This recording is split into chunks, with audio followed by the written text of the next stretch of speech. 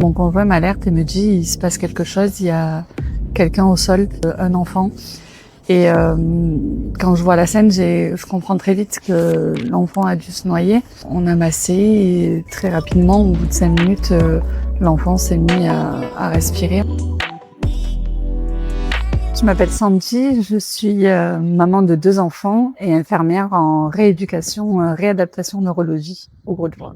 Tu es infirmière depuis combien de temps? Depuis 2023, juillet 2023, ça fait à peu près 2 ans et demi.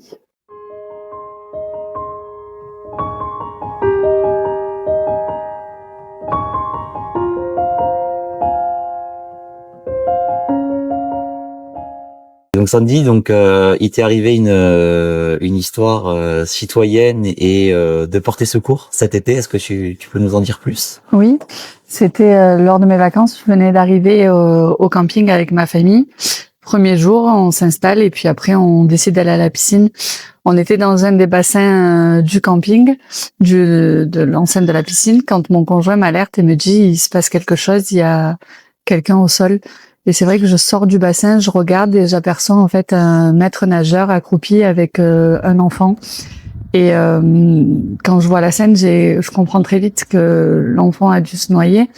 Donc je m'avance vers le maître nageur, je m'accroupis et en fait très vite le maître nageur s'est mis à insuffler et moi je me suis mis à masser. Il y a eu tout un effet derrière avec les autres maîtres nageurs qui ont alerté, qui nous ont apporté le matériel nécessaire comme le défibrillateur, l'oxygène. Ils ont fait évacuer la piscine. On a massé et très rapidement, au bout de 5 minutes, l'enfant s'est mis à respirer en fait. D'accord, donc la réanimation a apporté ses fruits, c'est-à-dire que l'enfant a été réanimé et sauvé derrière.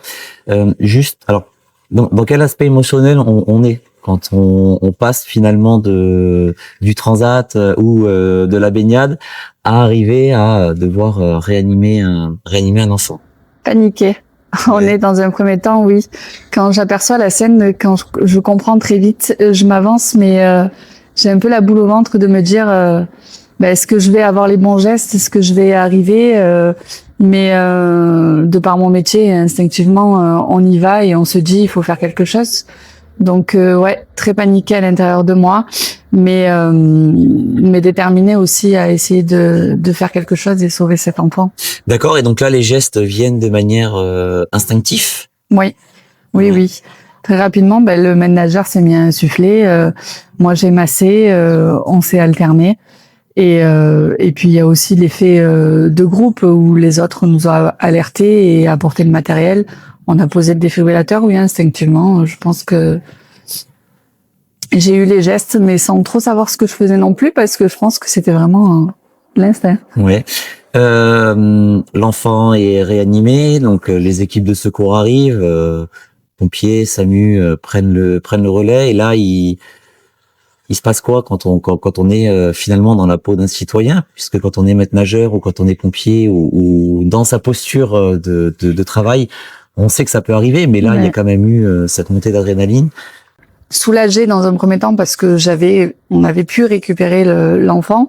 Après, toujours se poser la question qu'est-ce qui se passe après, est-ce qu'il va bien, un peu, voilà. J'étais pas très bien. La prise en charge post intervention. Alors c'est vrai que mine de rien, on parle souvent des décès suivis suites des noyades, mais ça représente que 25% les décès. Il y a quand même 75% des personnes qui sont sauvées. Alors soit parce qu'elles sont sorties rapidement de l'eau, soit parce que justement des citoyens ou des professionnels formés autour font les gestes de premier secours.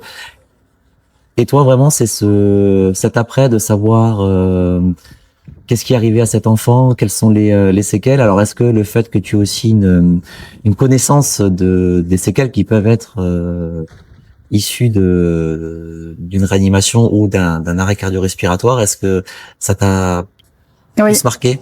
Oui, c'est vrai que j'ai trouvé, je me suis mis à la place d'équipe de secours. Je trouvais ça frustrant, du coup, de pas avoir la suite de l'état de l'enfant.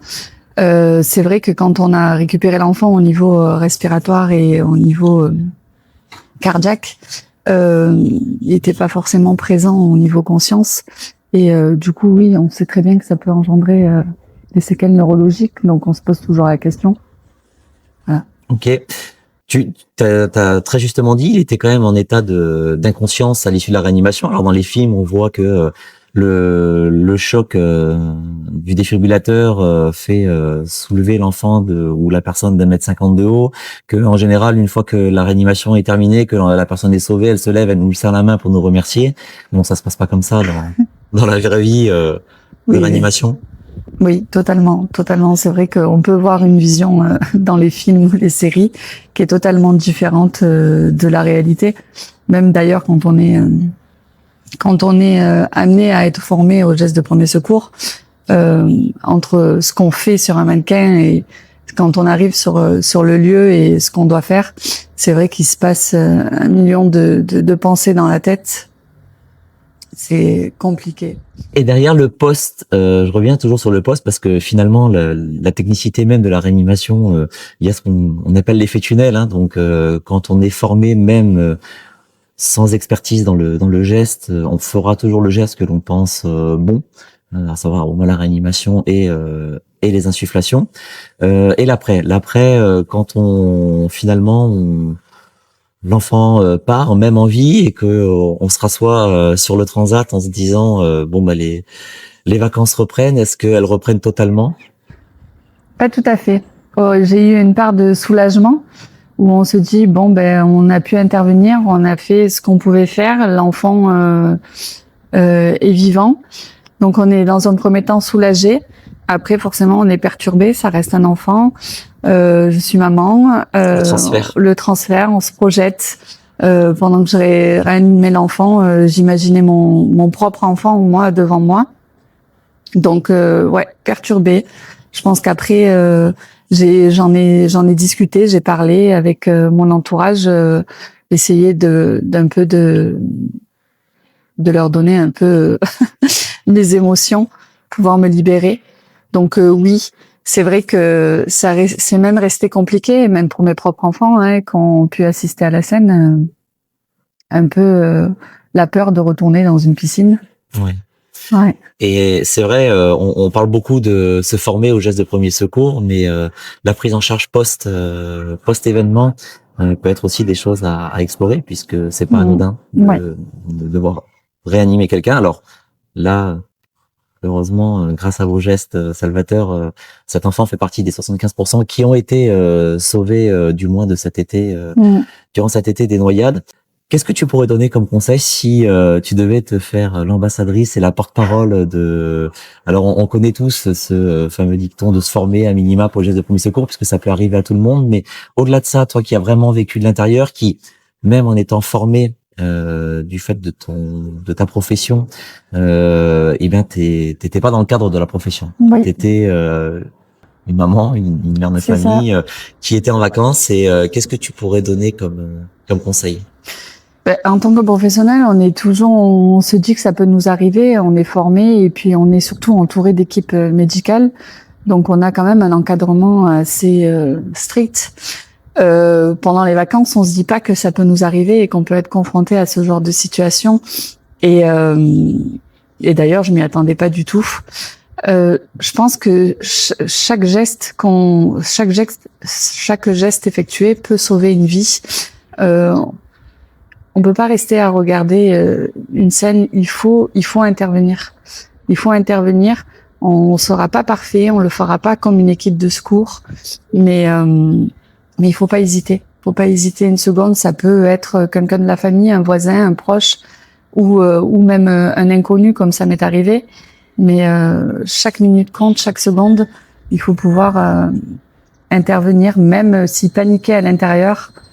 Notre contribution peut avoir un effet positif. Ouais, ça fait effet boule de neige. C'est chaque geste de chacune des personnes qui sera là qui. Et puis ça a été surtout un travail. On n'est jamais seul. Il y a du monde. À ce moment-là, ça a été un travail de groupe avec les maîtres nageurs. Ils ont alerté, on a porté secours. Enfin, il y a tout un effet de groupe aussi. Si on est le premier à intervenir, on invitera peut-être les autres aussi à nous aider. Oui. Hors du cadre professionnel, c'était la première fois que tu devais réanimer quelqu'un comme ça de manière impromptue. Alors il existe beaucoup d'applications citoyennes. Hein, moi, Ça m'est déjà même arrivé dans mon canapé d'être déclenché par les applications citoyennes. Et c'est vrai que ce chamboulement émotionnel que l'on a au moment au moins du déclenchement et de l'alerte fait que il faille devenir focus. Les gestes, la technique, se former régulièrement. Toi, tu fais des formations régulières avec ton... Oui, alors on passe la FGFSU qui est renouvelée tous les 4 ans. Nous, on le passe avant parce que la FGFSU est sur 3 journées et on a un renouvellement qui est fait sur 1 journée tous les 3 ans. D'accord, donc la formation continue est aussi importante pour les personnes. Hein. Très souvent, on voit des ateliers, on dit non, je suis déjà formé, je sais, mais ça favorise aussi le jour J à passer à l'acte de se dire que la technique est acquise et de devoir juste gérer l'émotionnel. C'est ça. Ce qui n'est déjà pas anodin, mais... De se former et de se réactualiser, ça permet aussi de se souvenir des gestes qu'il faut effectuer. Super, merci beaucoup. Félicitations à toi et à l'équipe, puisqu'on souligne pas assez, à mon sens, le fait qu'on puisse aussi sauver des vies, que la noyade n'est pas obligatoirement assortie de décès et que il y a quand même, je sais pas si on peut appeler ça des belles histoires, mais au moins des personnes qui permettent de sauver la vie d'autres personnes autour. Et ça, je tenais à te remercier pour ça. Merci.